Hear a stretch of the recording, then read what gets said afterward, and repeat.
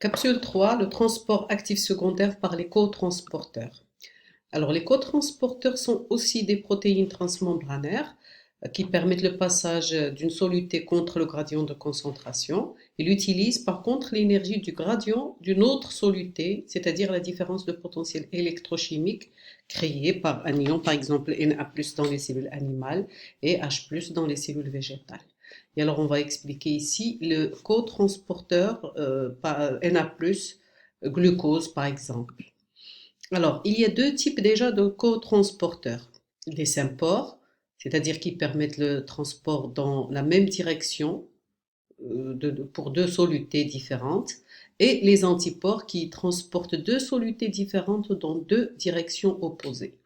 Alors, ces cotransporteurs, les deux, qu'ils soient sympores ou antipores, ils coupent le passage des deux solutés qui traversent la membrane plasmique. Par exemple, Na+ va créer la différence de gradient électrochimique à travers la membrane plasmique de part et d'autre, et il va traverser selon son gradient de concentration. Le précurseur, quant à lui, le glucose dans l'exemple qu'on a pris, acide aminé, le glucose, ça peut être aussi un acide aminé ou un acide gras ou des nucléotides, il traverse lui contre le gradient de concentration et ceci dans la même direction pour le sympore et dans deux directions opposées pour l'antipore. Alors, on va prendre l'exemple du sympore Na+, K+.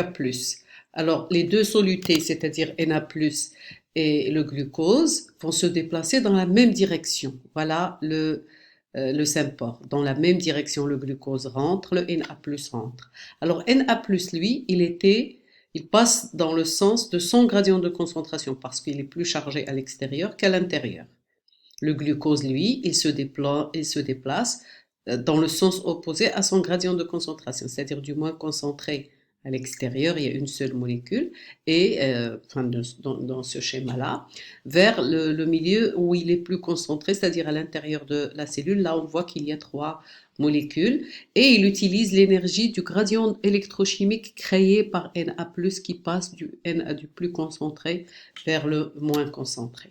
Le voilà sur le schéma suivant, voilà donc Na+, qui est très concentré à l'extérieur ici, donc il y a un gradient électrochimique. Ce gradient électrochimique peut être dû, c'est-à-dire suite au déplacement de Na+, suite au fonctionnement d'une ATPase Na+K+, qui élimine le Na+, pour compenser l'entrée de K+, ce qui crée là un gradient électrochimique de Na+ à l'extérieur qui tente de rentrer. Alors là, il va utiliser le sympore Na+K+, donc en rentrant dans en utilisant son gradient électrochimique et dans le sens donc dans son gradient, selon son gradient de concentration, donc du plus concentré vers le moins concentré. Le glucose profite par ce sympore pour pénétrer contre le gradient de concentration. Donc dans ce cas-là, de cotransporteur, il n'y a pas d'utilisation d'énergie fournie par la cellule, pas d'ATP, mais l'énergie du gradient de concentration. Donc ça, c'est un sympore, passage dans la même direction de deux solutés différentes, l'une selon son gradient de concentration et l'autre contre son gradient de concentration. C'est pour ça qu'on le classe parmi le transport actif secondaire. Alors, l'antipore, quant à lui, le voilà ici. Donc là, deux solutés différentes, l'une traverse dans deux directions opposées. L'une, il suit son gradient de concentration, c'est toujours donc celle qui crée le gradient électrochimique, Na+, dans la plupart des cas, entre autres. D'accord? Donc elle passe du compartiment où sa concentration est plus élevée vers le milieu où sa concentration est moins élevée, où il est plus faible. L'autre molécule, par contre, elle se déplace dans la direction opposée à cette direction opposée, mais du